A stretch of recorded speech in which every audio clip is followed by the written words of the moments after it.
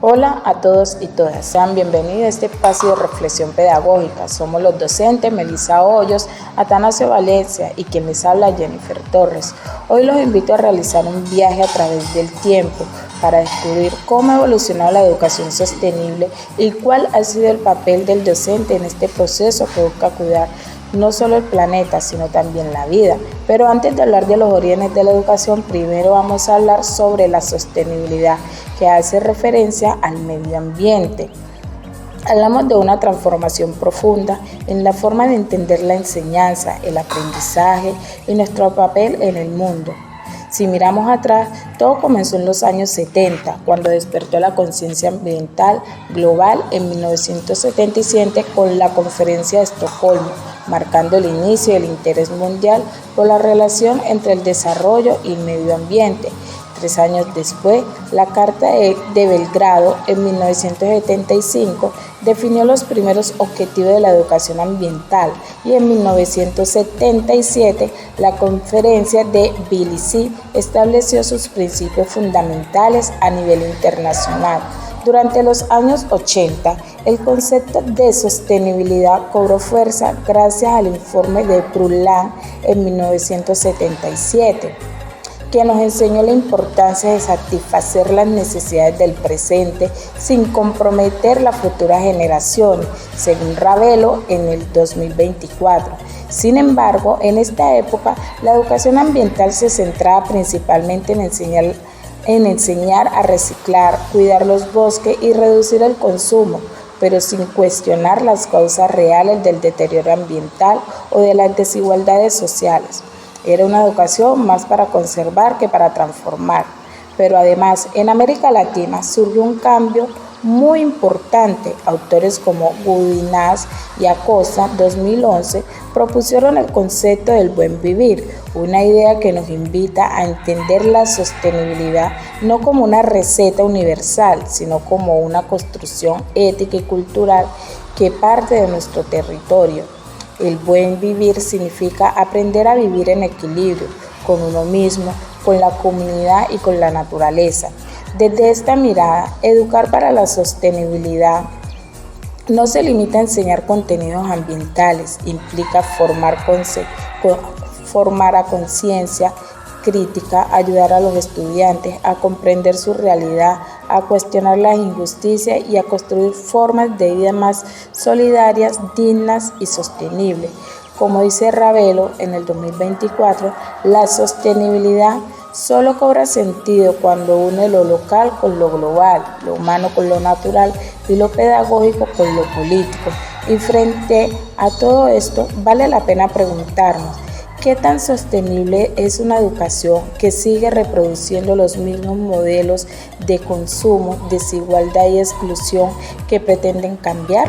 La educación para la sostenibilidad no debe quedarse en el mismo discurso ambiental, debe ser una propuesta pedagógica y social que nos permita reimaginar el futuro. Educar para la sostenibilidad es mucho más que cuidar el planeta, es enseñar a cuidar la vida, la justicia y la dignidad en todas sus formas. Evolución de la educación para la sostenibilidad.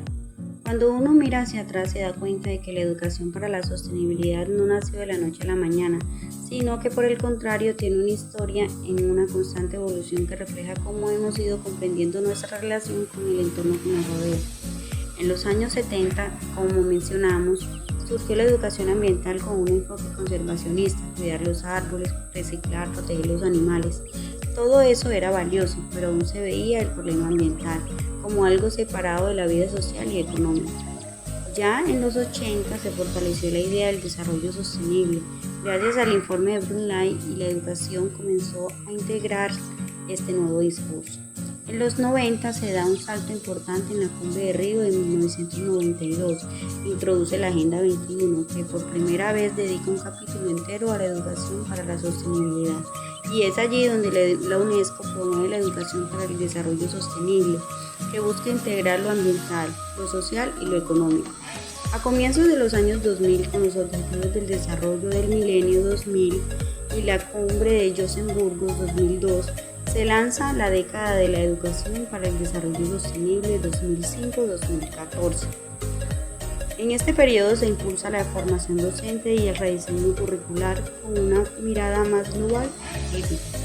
Sin embargo, con el paso del tiempo se empezó a ver que muchas de estas iniciativas se quedaban en la superficie, en campañas escolares, días del agua, proyectos ecológicos de corto alcance, sin cuestionar los modelos de producción o las desigualdades sociales que siguen afectando al planeta. Como señala Camacho Sanabria, 2017, la educación no solo puede limitarse a enseñar comportamientos correctos, debe entenderse como una práctica social y cultural profundamente vinculada con los procesos políticos y de transformación comunitaria. Aquí cobra fuerza el pensamiento de Paulo Freire desde su pedagogía crítica.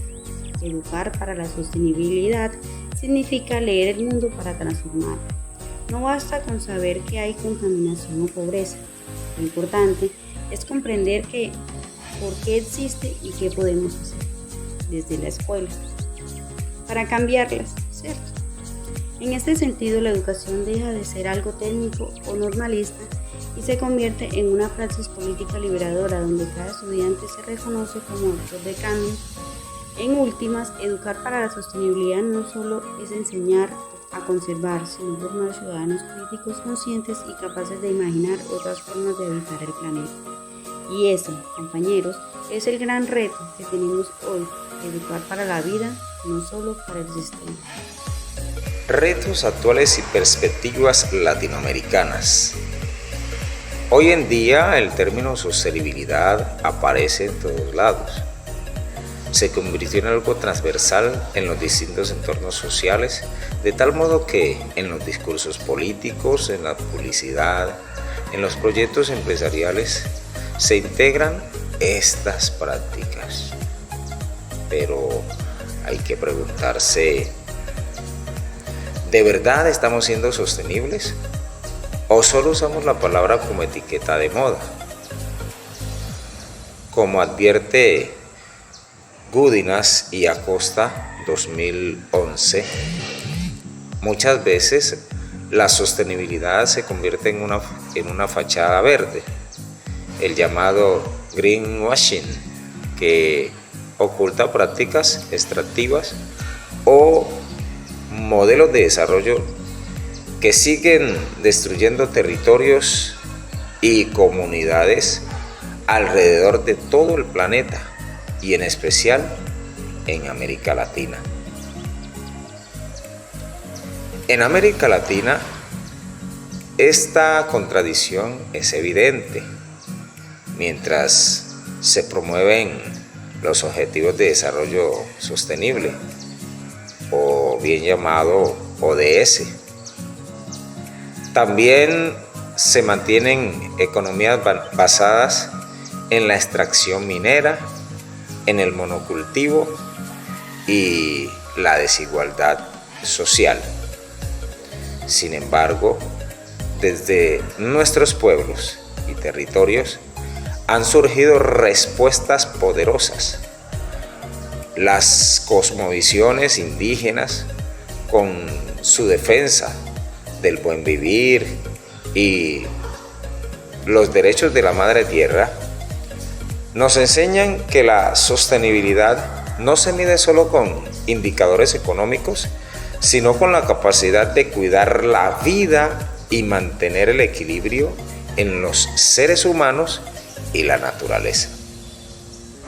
En el caso de Colombia, como señala Ravelo, en 2024, los ODS se han incluido en las políticas públicas, pero persiste las brechas ambientales y sociales. Y aquí la educación juega un papel fundamental. Debe ser crítica, situada y libertadora, capaz de empoderar comunidades, no reproducir discursos institucionales vacíos. Por eso necesitamos una educación para la sostenibilidad latinoamericana, que parta de la ética, del cuidado, de la justicia social, la equidad. del reconocimiento de la diversidad cultural y la ecología.